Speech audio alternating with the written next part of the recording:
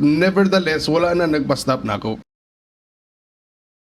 Firstly, ang struggle nimo kung ganahan ka mag-motovlogger, syempre dapat na kay motor. Nakay motor. Diba? Then na kay helmet o helmet cam. Ang first ginawa ko nga setup is wala ko'y mic. Mo nang na-chin mount ko. Kaya para doon ras ba.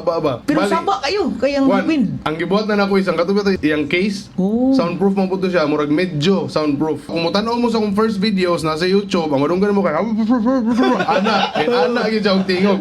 So nevertheless, wala na nagpa-stop na ako. That's why in the first place ang gingon ginoo sa inyo, passion gyud na siya. So naay hindrance like kana ko ingon ron nga walay mic. Bahala pag unsay naa nimo, ang uban magud maulaw. Sorry ha, pero maulaw sila nga ang ilang motor kay baratuhon, gubaon, dili na siya magmatter mga kamaradens or mga viewers Basta natin. kayo mudagan na. Basta kay mudagan, na kay helmet, na kay kamera, Huwag na na kay kay panggas. cellphone, na kay panggas. Kana importante panggas.